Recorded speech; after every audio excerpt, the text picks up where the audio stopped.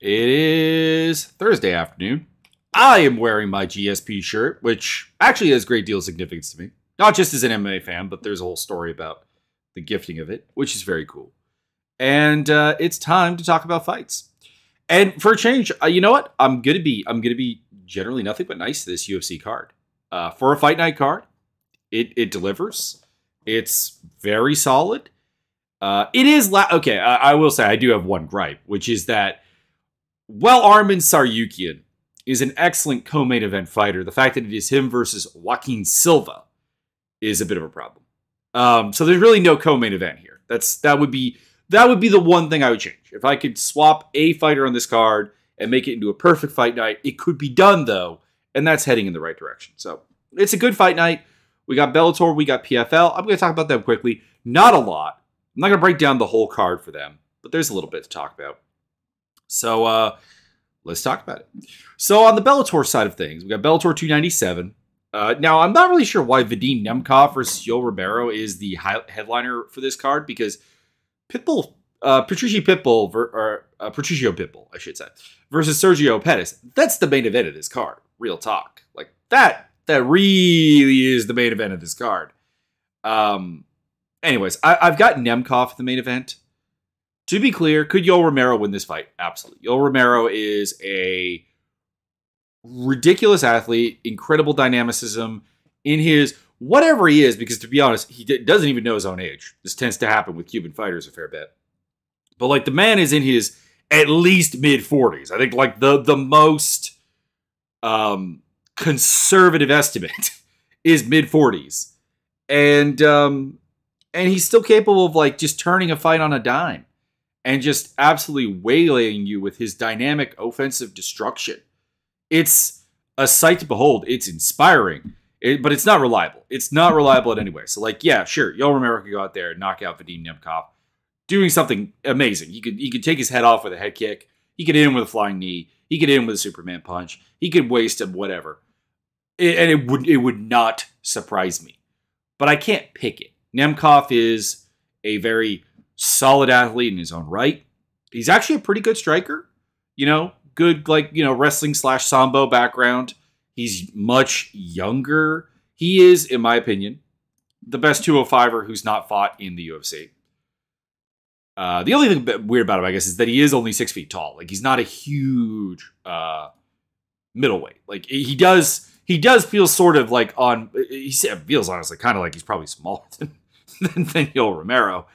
But, yeah.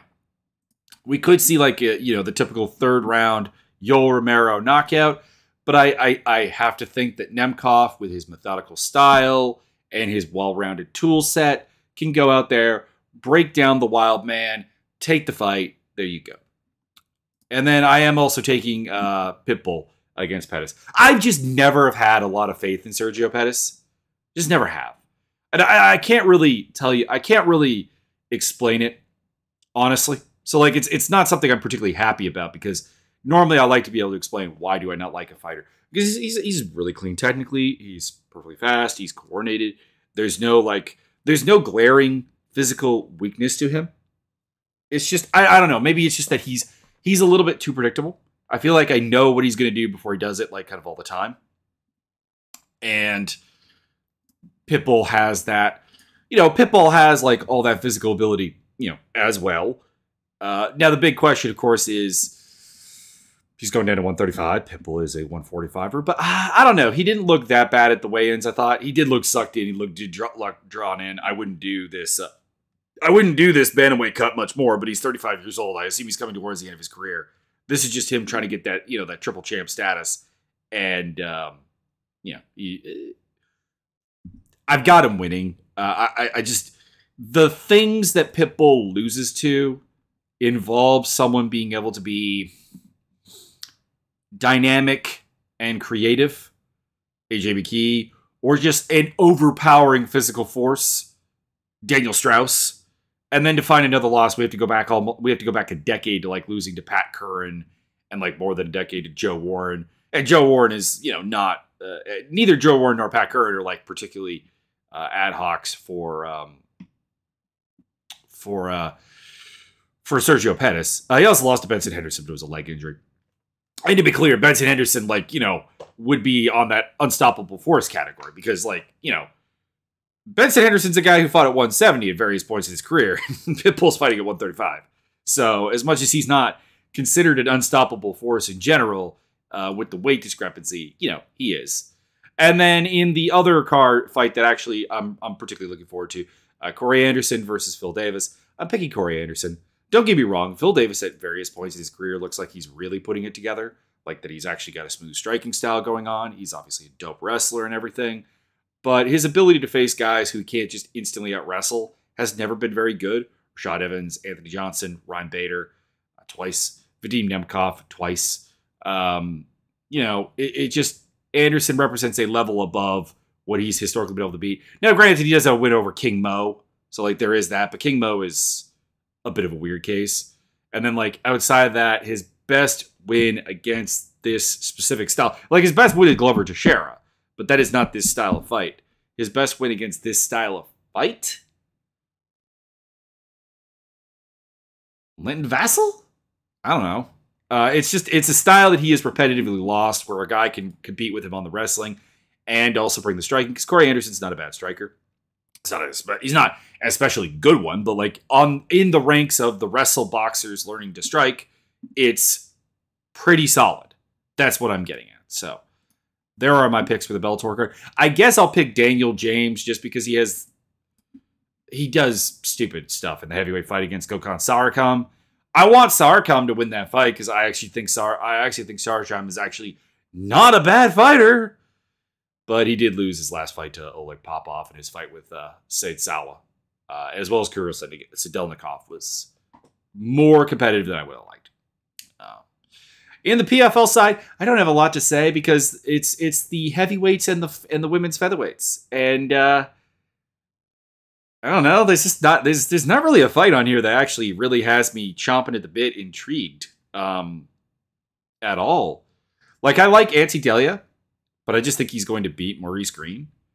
You know what? I'll take that back. Henan Ferrara and Matthias Scheffel. That's a fun fight. I can get behind that. That's fun. I'm gonna go with Farah on that because I don't know. I chronically don't rate Scheffel because I just think he's too small.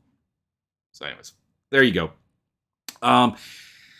Sure, I'm always a little bit interested in what Aspen Ladd can do because she's interesting. Larissa Pacheco's on the card. I do support her, but I just think she's going to roll over Amber Leibrock. I'm not interested in the Baggio Ali Walsh story. I've never been interested in guys who are like famous because of who their family is. Essentially, like I'm just not here for it. You are your own man. Make me interested in yourself, and it's amateur MMA on the number 2 fight promotion in the United States. It feels weird. I like Dennis Goldstock, but like I burningly hate Yorgan De Castro. At least like watching him fight. Like it's nothing about Yorgan De Castro as a person. It's just watching him fight. I just no. So like I'm picking Goldstock, but like I probably won't even watch the fight. And then below this, there's nothing here. Like, go Julia Budd. Go Canada. And, I don't know, Patrick Brady's been a little impressive. But, like, he's a super raw guy who's also 39 years old. And I don't really know what I'm supposed to do with that. Anyways, that's the PFL card. It's not a good offering. I think, and to a degree, it's not PFL's fault because of the tournament format. It is what it is. You gotta work with what you got. Yeah. There you go. On to the UFC side of things. Marvin Vettori versus Jared Cannonier is your main event. And these two guys are like very, very similar in a lot of ways in the sense that nothing about them fascinates me. And what I mean by that is that they are just really solid. Like they have a really solid skill set. They have solid athleticism. Like they're tough, they're fast, they're powerful, they're strong. They check all the boxes. But there's like nothing like super creative or super interesting in the game, and that is why they were both like like complete non-factors against, like, say, Robert Whittaker or against Israel Adesanya. Nothing they did was surprising to them. Nothing they did was going to upset the apple cart or change the tempo, the dynamic of the fight. And that's kind of why I got to go with Vettori here, because like essentially Vettori, he'll push a faster pace. His way of imposing his will in the fight is active. It's pushing the pace. It's being aggressive. It's coming forward. It's utilizing. It is periodically utilizing wrestling to go with striking, whereas Cannonier is very much just a striker. He can wrestle. Like, I'm not saying, like, you know, he's a one-dimensional guy, but like, he doesn't. Outside of fighting Israel Adesanya, he does not make wrestling part of his game. It's just striking, and his way of imposing his will in a fight is to hit you really, really hard and convince you to stop imposing on him, to convince you to stop being aggressive, to convince you to stop trying to play your game. And that works against a lot of people because he hits really, really, really, really, really hard. But Cannonier's got it, or not Cannonier, Vettori's got a cement head. He's got a cinder block head. Not even a cinder block head. It's like a proper, like, slab of concrete on that skull. And I see him continuing to do the things he wants to do and taking a decision. So I've got, Vettori by decision. He is the favorite, minus 118 to minus 125. Cannonier is the plus 105 to minus 106 underdog. And that's pretty close. I do struggle to see how Cannonier wins, because I struggle to see how Cannonier wins a fight over 5 rounds against Vettori in a decision style, and I struggle to see him finishing the fight. So I'll probably have those odds a little bit wider. I'd be tempted to even, like, I don't know, I might include Vettori in a parlay or something. But, like, again, all betting advice has to be mentioned here. Stay away from the betting unless you are ready to lose that money. I made good money last card, but, like, I may completely take a dump this card. Co-main event I already basically talked about. Arman Tsarukyan and Joaquin Silva. Tsarukyan's going to win. Like, Silva's a fun action fighter. Like, he does stupid stuff on the feet.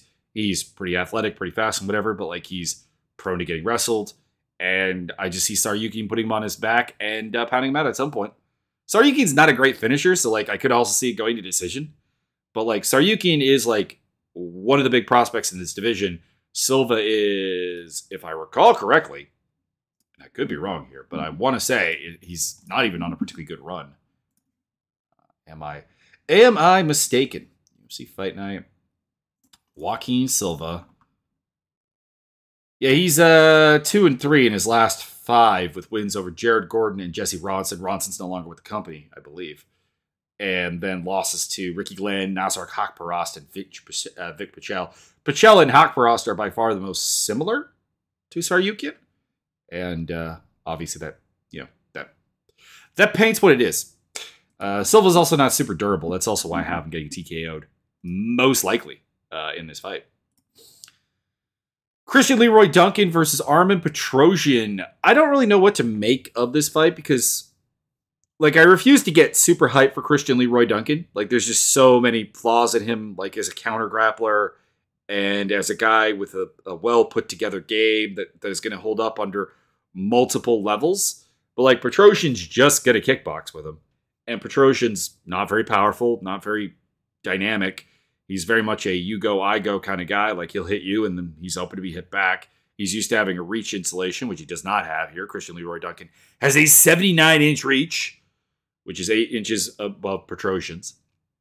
And Christian Leroy Duncan does hit really hard. Like, he is really athletic. He is dynamic. I think he'll have big moments. I think those will override the fact that Petrosyan is probably just a better, like, base striker.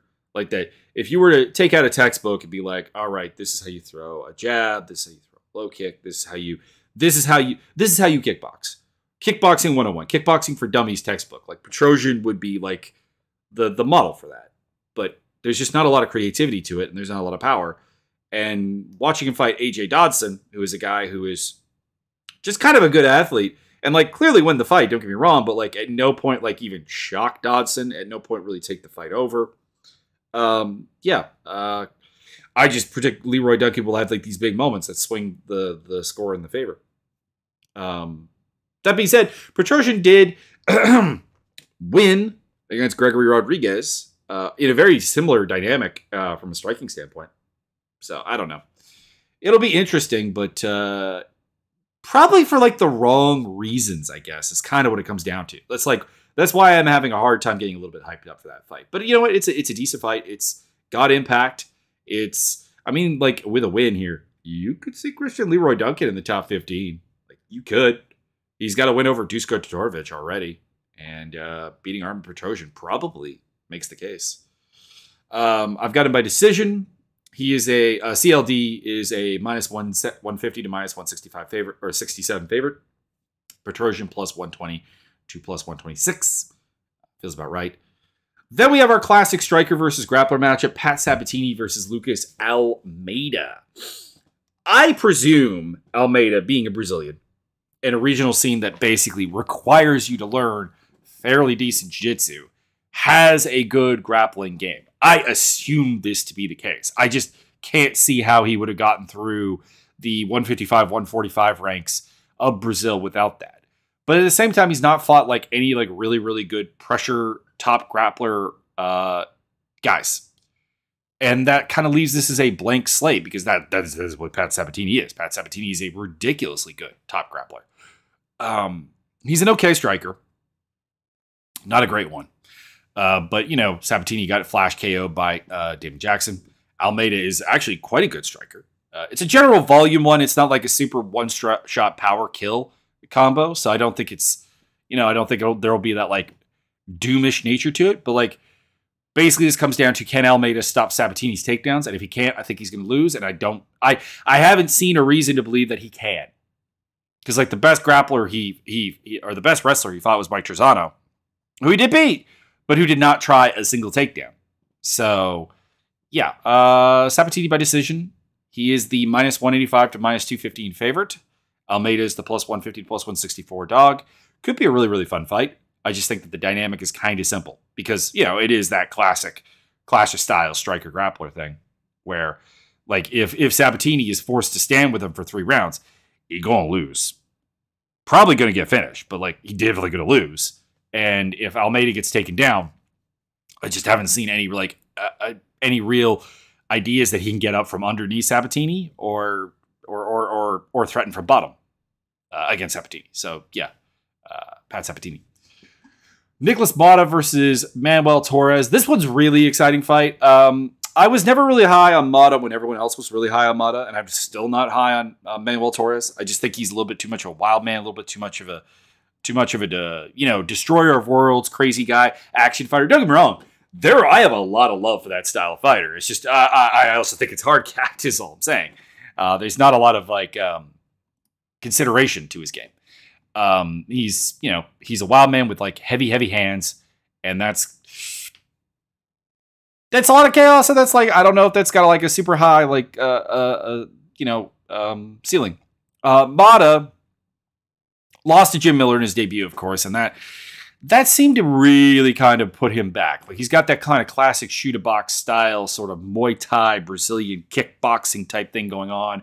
Decent grappler, decent wrestler, good at everything, good athlete. I've got him winning, but he is open to getting hit. Like the reason he lost to Miller is like, it's there. He's a guy who is pretty open, and that's also a hallmark of the shoot-a-box style is that aggression provides opportunities for you to get hit. And Torres hits really hard. So, like, it's a very interesting fight, very high-level action fight. It just feels that Motta is that step ahead, that fraction of a bit better as a striker. He's the better grappler of the two. I think he's the better wrestler of the two. I think he's the better athlete of the two, outside of, like, just pure punching power. Because Torres hits, again, like a truck. But I've never been overly impressed with his, like, speed or his coordination or, like, anything like that. He just doesn't seem to me to be, like, a high-level athlete, just a kind of guy who knows he hits hard and is willing to be aggressive to do so. So I got Motta winning by TKO. I don't see this going to the cards because both guys are ostensibly pretty heavy finishers, and both guys are ostensibly defensively open to getting finished, to getting hit really hard. So I've got Motta. He is the dog, which surprised me. I know he lost to Jim Miller, but like that shouldn't crash his stock this much. But he's plus 143 to plus 155. I'll be putting money on that. I'll say that. Torres is minus 175 to minus 200. That's way too wide. It's way too big of a favorite. Even if I thought Torres was going to win, I would not bet on that. Muslim Salkov versus Nicholas Dalby. Two all-time great guys who are action fighters, king of the action division, king of the violence weight, but hard cap for various reasons. Mostly athletic related. Salkov is a guy I have a big hesitation to pick, like pretty much all the time. Because for an action fighter, he's very slow and very deliberate about what he does. Like there's a lot of like creative dynamicism to it, but like he doesn't throw a lot. He doesn't fight at a high pace. And that means that you can, he kind of leaves a blank slate for you to do your thing. And he'll punish it. Don't get me wrong. Like he'll counter well. He's got great timing. But there's nothing about him that is going to stop your offense in its tracks. And his track record against guys who are able to put the level of durability to walk through fire and turn up the face is actually fairly poor. Like he did beat Eliza Zaleski Dos Santos, but most of his wins are over guys who see his slow pace and give it a nod and just be like, yeah, we'll fight this deliberate slow pace and it'll be fun. It'll be fun because we're going to do creative stuff and there's going to be like high moments and whatever, but like it's generally going to be like a simmer. And Dalby, he doesn't do that. Dalby's aggressive volume striker and a takedown guy. Like he is going to walk through fire because he knows he has to. This is a guy who's been through a lot in his personal life, and it's, it shows in the cage that he is a guy who, I don't want to say is not afraid to die or anything, but like he is not afraid to get hit. He is not afraid to get beamed upside the head by something like cool and clean. And Salakov will hit him clean at some point. I just think he'll be able to go through there, and Salakov will eat like 2 or 3 shots for those clean shots that he gets stuck in the clinch, maybe get taken down. Salakov is actually pretty hard to take down, but Dalby should just be able to kind of like to just kind of smash aggression at him and pick up the win that way. So I got Dalby by decision. Interesting enough, I don't know if I have odds for this card. Best Fight Odds didn't have it on the card. They had it on a future card. So I'm reporting those odds because I assume that is the fight. Because I imagine that Salakov and Dalby, I even like did the refresh on the page to be like, has this fight been canceled? Has this fight been moved? And it hadn't been. It's still on Tapology today.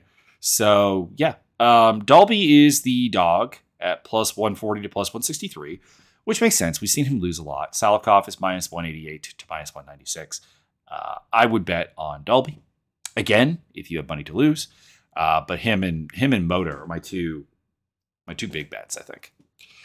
Honey Barcelos versus Miles Johns. I love Honey Barcelos, and I feel bad with how his career has gone. Because, like, dude went on, like, a 5-fight streak when he got into the UFC, had a bunch of canceled fights, didn't get the big fight he really should have got, and then he ended up with trap fights against Timur Valiev and Victor Henry. And Valiev is a trap fight because, like, he's just, he's the sort of dude who's, like, the gateway to the gatekeeper to the top. Like, he's a really good athlete. He does a lot of things really well. And, it's a fight, and but at the same time, is like a guy we don't recognize as a good one. He's on Tough. He's on Tough. And everyone like these hardcore fans is like, what is Timur Valiev doing on Tough? What is this? And then Victor Henry, who is a debuting fighter who is way more difficult to beat than he should be. For everyone. Not just for Barcelos, but like for everyone, except for Rafael Sankau.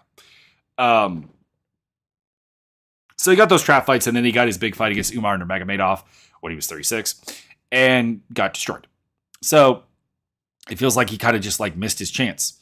That being said, he's still a strong athletic fighter. He's still a good power striker into takedowns, into good top control grappling, into, with some ground and pound, with some submissions and so on. Like, he's still a very, very good fighter.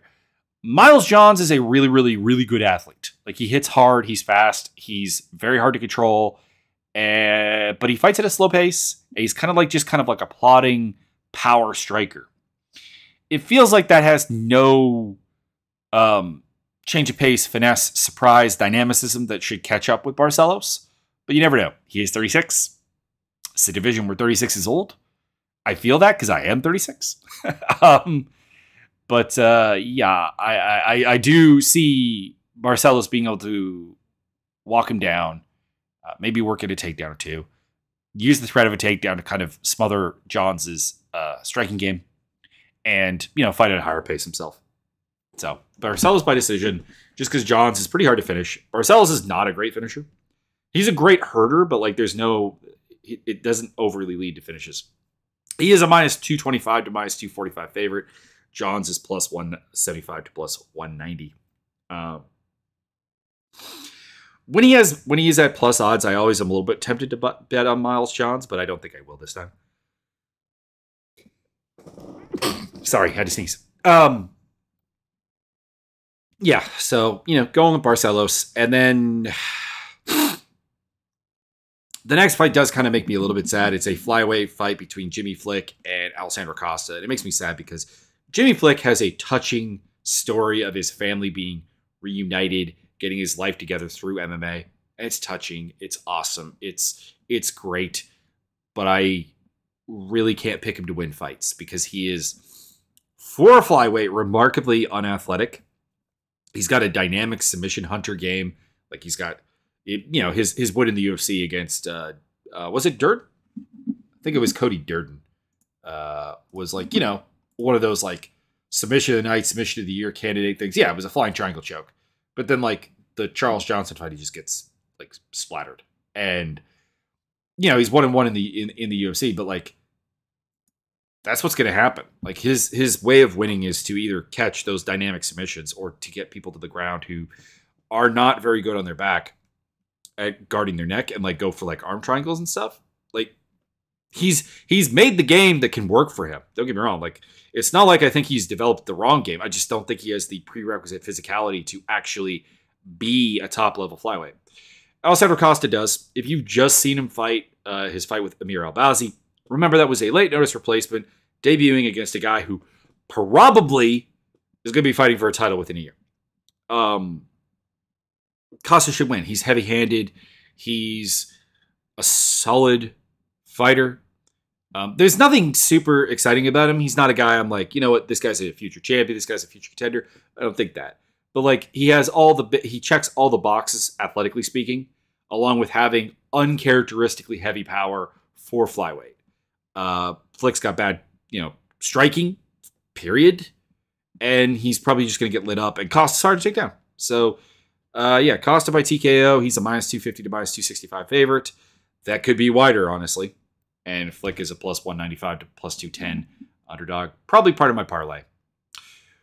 Kwaiko Kong versus Christian Quinones. Problems, Quinones. Kang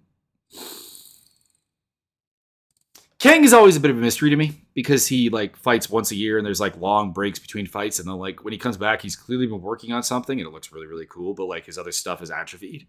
His boxing can look super clean, and then when he's not focusing on it, it looks very stunted. And then he's always got a good judo style thing and submission talent. That is always there. That's the hallmark of what he's got to do. But he feels like he really wants to be a striker, and that's sometimes not a great idea. Quinones, not super high on him.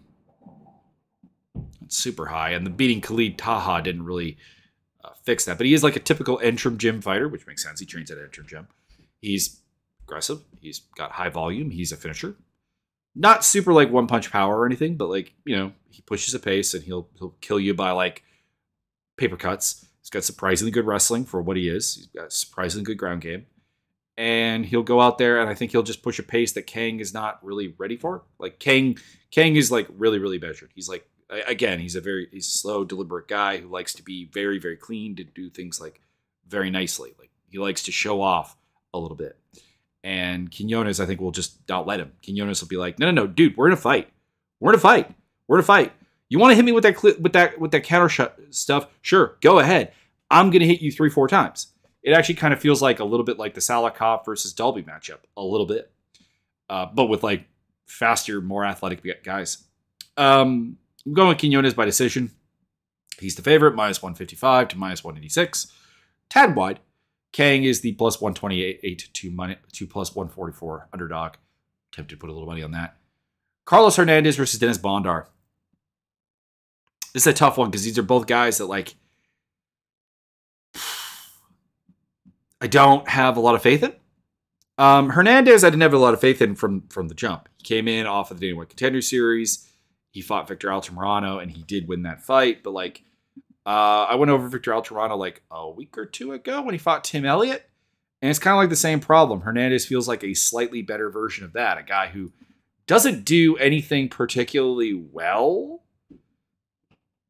but does a little bit of everything and has like that scrap, that heart, and it's cool, whatever. But like at flyweight, I don't know. I just think that there it's missing that extra level, that one element of the game that he's really, really good at, or that one physical attribute that is going to really do a thing, like power or exceptional speed or exceptional pace pushing or whatever. Because he doesn't really push a pace. Like, he's quite capable of fighting at a high pace, but it's like he matches what you push onto him, which is a bit of a problem at flyweight because everybody can keep up with the pace. And people are not really going, outside of like Tim Elliott, they're not really going to burn themselves out. And that's the problem, is that I don't really know how he wins fights in the UFC. And then with Bondar, I was told he was really good. I wasn't super familiar with him before his Malcolm Gordon fight. I hadn't seen him fight a lot. I'd seen a little bit, like what I saw, but like was against very low level competition. But like everyone was like, this guy's really, really good. The UFC analysts that I trust and so on, they were like, this is a guy to look out for. And then against Malcolm Gordon, he looked terrible. He just got muscled around and he got submitted by Gordon. I know technically it was an injury stoppage, but like, that being said, Gordon was yanking on the shoulder, yanking on the arm, and definitely, led to the stoppage. I don't know. Is that just like UFC jitters? Is that just him not having a lot of physical ability? Like if you're not an athlete, Carlos Hernandez will beat you if you're not an athlete. And that's the impression I'm left with. So I've got Hernandez by decision. It's a bit of a sadness heads because like if Hernandez wins this fight, it just means Bondar is not very good. Like the Hernandez is like the gateway to getting into the division. He's in that position with Victor Altamirano and CJ Vergara would be another one. Like guys who are just not athletic enough to actually rip it up at flyweight, but like they're good enough. They try hard enough. They're well put together. They're considered. They've made the best of what they got. And if you need to beat them to get into the division to get proper, and if Bondar can't do that, then Bondar is just kind of a waste. So it's a bit of a sadness hedge that, like, at least if Hernandez wins, I'll be like, hey, I got that pick right. Boom! Put it in there. Whereas if Bondar wins, maybe we got something. I mean, it depends on how he wins, depends on how impressive he looks, but like the book is not closed on him. Bondar is the favorite at -125 to -138, so I will be laying some money on Hernandez at +100 to +110. I have a big bankroll this week because, well, I won big last time. Now watch as I lose it all. Felipe Boons versus Zhalgas Zhumagulov. I like Felipe. He's a fun guy. He throws spinning stuff. He throws jumping strikes. He throws very dynamic stuff and everything. Like, dude loves to spin. Dude loves to please the crowd, and I appreciate that about him. And he's aggressive. He's confident in his striking, but does fade a little bit. And he can be just kind of like ground down by like basic fundamentals like low kicks. Zhalgas Zhumagulov has got low kicks. He's got counters. He's got good combinations. He's finally learning to fight at a higher pace than when he came into the UFC. Because a lot of like Zhalgas' losses in the UFC are basically come down to the fact that he was just too low of an activity fighter. That was essentially what cost him his debut against Holland Pytha. Essentially, in a lot of ways, what cost him against Emir Albazi. It's what cost him against Manuel Kopp. In a way, although Kopp is also dangerous. And then it is definitely what cost him against Jeff Molina. And he was coming out of his shell, putting together against Charles Johnson. Still lost. But Charles Johnson's like a really good athlete and like really, really impressive. There's not really anything that like is super impressive about Boons. He's just kind of crazy.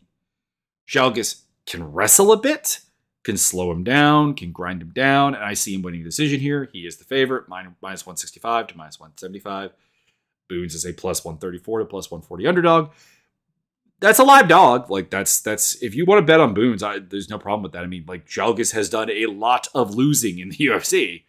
Um, but it tends to be really, really close fights. And like, that doesn't really seem like what Boons wins. Boons just kind of dominates you or falls apart. Women's flyweight, Teresa Bleda versus Gabriela Fernandez. Quick rant about this one because it kind of comes in here. Bleda lost to Natalia Silva. Fernandez lost to Jasmine Jasudavicius. Of course, Jasudavicius lost to Silva and then beat Miranda Maverick. And she's now a top 15 fighter. And Silva isn't. I don't get that. Again, the UFC rankings not really making a lot of sense. I was also thinking about that because Silva got booked up against KGB Lee. And you would think that they would want her ranked for that because KGB Lee is ranked. You got 2 ranked fighters. You could sell it. You could make that a big deal. Silva, I do honestly think has a incredibly bright future in this division. She is really athletic and seems to have finally put like some things together. The early career losses have been learning experiences, and she's moving through. I don't want to say future champion, but it wouldn't surprise me. And anyways, it doesn't really I really don't understand how Jasudavicius got that spot. But anyways, I will always have concerns about Bleda as a flyweight because she's 6'5", she's 5'9", and she is bricked up. She is thick. She has got a bantamweight build. But she's been doing the weight cut so far and hasn't really fallen off. She's incredibly raw, but has some wrestling ability and is just a massive athletic girl. Like, she's huge. That should be enough to beat Fernandez. Fernandez has no wrestling game. None. She's incredibly easy to just get snatched and taken down and put on her back. And it showed up in the Jasudavicius fight. This is kind of the same thing. Jasudavicius is a more schooled fighter, more battle-tested than Bleda for sure. But Bleda is a better athlete, and she's even bigger. And I think, honestly, is more dedicated to actually just being a wrestler. Fernandez has the idea that she's a bad wrestler and she'd try to keep the range, but she's not very good at it. She doesn't charge into the clinch a lot, but she doesn't really have like a great reset and back off game. Like, there's not great footwork there. Bleda should just kind of be able to walk onto her and put her in the clinch and then put her on her back. And I've got Bleda by decision. It's a shame because Fernandez herself is a really good athlete and has a really promising style. I really, really wanted her to beat Jasmine Jasudavicius because I was really excited about her. I'm like, you know what? If this girl can just learn some basic wrestling and some good footwork, she's a threat. And that's still on the table. I don't think she's particularly old. She's 29. It's not done learning yet. I would hope, but it's much more likely that the 21-year-old Bleda has learned a lot. Although I don't know, Bleda is coming off her first loss, so you never know. That might break her. It has, but it has broken other people. But it wasn't a bad enough loss, and it was against a high enough level athlete that I would hope she realizes that, well, her game definitely still needs work. There's nothing that is stopping her from being a really, really good fighter. It wasn't a watershed moment. So I got her by decision. And yeah, minus 250 to minus 265 on Bleda, plus 195 to plus 205 on Fernandez. It's not really bettable to me. Ronnie Lawrence, Daniel Argueta. Going with Ronnie Lawrence because the irony is I was actually kind of high on Argueta after his late notice replacement against Damon Jackson, like a fight that he lost. But it was like he lost the fight because he was just a smaller man. I was like, some nice things here, some nice power ideas, some nice physicality for a guy. And down at 135, he should be pretty good. And then he fought Nick Aguirre, and that was terrible. That was so very bad. And it really just has me asking a lot of questions here is how much of my hype was just I thought Damon Jackson should just easily win this and had a hard time with it. And how much of it was Argueta actually being semi-impressive. I don't know. I like Ronnie Lawrence. He pushes pace. Likes to throw some kicks that I like to say. He's got good wrestling. Again, he's one of those kind of entry-level guys, like the gatekeeper to the actual serious UFC bantamweights, because he's not a super good athlete. There's not anything that he's going to overwhelm you with on its own. but he is going to give you a hard fight the whole way through. And I just don't trust that there's anything for Arquette to do to rise above that because, for all my gatekeeper labeling of Ronnie Lawrence, I think he's only lost one UFC fight. And yeah, it was against Sayub Kakhramonov, who is very good. And UFC, why did you cut Kakhramonov? Because Kakhramonov was very, very good. Like, he beat Mana Martinez, beat Vince Cachera. It's not a great list, but, like, is Daniel Arquette any kind of real step up from, like, those guys? I don't really know. Might be, but I don't really know. And his other loss is to Steve Garcia, who's just a mammoth of a man for a guy who's fighting at bantamweight. Now, betting odds. Lawrence is the minus 175 to minus 200 favorite. Arquette at plus 150 to plus 160. I have Lawrence by decision because I don't really see how he finishes him. Like, Arquette is not like defensively deficient enough to get finished by this level of competition, but I still think he'll have answers. And then the opener is a 205 fight between Modestas Bukauskas versus Zach Palka. By the way, this is how you know you have a decent fight night is, these are two reasonably, established guys in the division fighting each other in the opener. That's not bad. It's not two random debuting guys. It's a reasonably good fight. Like, I haven't completely closed the book on Palka, but my God, going to decision with Jordan Wright has really stripped a lot of my hype away for him. It's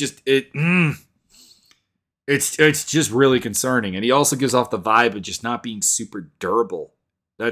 Which is a big problem at 205 because people hit hard at 205. People are going to do bad things to you at 205. And if you're not durable, that's going to be a problem. I like Bukauskas. I'm perfectly fine with it. Like, dude is getting better as a range striker and a boxer. I appreciate that. He's 6'3". He's got a 78-inch reach. He's got all the physical tools to kind of like make that style work. To kind of like to be a more physical version of Dustin Jacoby, I guess would be like kind of the upside if he can keep it going. I mean, I guess there's even like a Jan Blachowicz kind of mold to him a little bit. Like if things go really well for him, and that took Jan to a title, so there you go. I'm just way more comfortable with his ability to work at range and to hurt Palka. Like I said, I think Palka has just some inherent fragility to him that I can't really say because like he's only been finished I think once. And it was by Mo Usman, who is a hard hitter. He's only lost that one fight. He's 6-1. But I don't know. There are fights like his fight with Marcus Perez that comes to mind where like there are just moments where I think he gets hurt in ways that I think against guys who hit hard and confidently is a big problem. So I am going with Bukauskas to finish him and open us up with a nice like finish here. Well, duh. But a nice like a high point to start the card off. That's not a bad thing. Bukauskas is minus 175 to minus 200 favorite. Palka is plus 150 to plus 170. Feels about right. There's some betting opportunities on this card. There's a couple underdogs I do really like. There's a couple of like parlay pieces that could come together. I don't know. We'll see what I come together with for my actual plan. And it's good. Like. I'm not saying like every one of these fights is can't miss, and like they're not supposed to be. That's not how they're designing this kind of contact. The can't miss stuff is the pay-per-view stuff. But like it's meaningful. There are things that kind of move divisions forward here, change the dynamic at least in the midfield of them, and should generally speaking, I think almost all of these fights could have like good upside. Like there's not one fight that I'm like guaranteeing to you right now is going to be like crap. There is some crap downside, but everything has, I think, a fairly good upside potential to be there. And there's some weird stuff, which I don't know. I guess well, you know what the fight that might actually be the dullest is the main event, ironically. But like it's a title, it's not a number one contender fight. It's not anything like that. But like it's the winner is the loser of this is like. Kind of like permanently moves out of the title picture. So like it has title implications and it's between two top 10 guys in the world. per Tapology, I'm going to use the Tapology rankings just because I'm looking at the card on Tapology. We're talking about the number 3 and the number 4 ranked middleweight in the world. I don't know if that's where I would put them. Because, like, I don't know, are we not ranking Pereira as a middleweight anymore? Kind of curious. They got Pereira down at number 6. I'd have Pereira above them. Don't get me wrong, I think Vettori would probably beat Pereira, but I'd probably put him up there. He's just way more dangerous. But anyways, it's good. It's good. It's, you know, it's relevant. And we get some cool prospects. We get Armin Saryukian. We got Ronnie Barcelos, who I'm always going to be here for. We got Teresa Bleda, who I think is a really... And Gabriel Fernandez. Like, if Fernandez can solve her wrestling problem this one, like, that's a reason to get hyped. And if Bleda can go out there and look really, really confident, and like that the loss hasn't damaged her confidence at all, that's also really, really good in a division that, you know, doesn't need it as bad as the other women's divisions, because actually flyweight seems to be the deepest one right now. But hey, another new, like, up-and-coming prospect in their 20s for women's MMA, that would be a big deal. So that is all I got. In terms of other news, I'm having fun debating with people, Conor fans, about how the tough season kind of sucks, and Conor's got rape allegations again.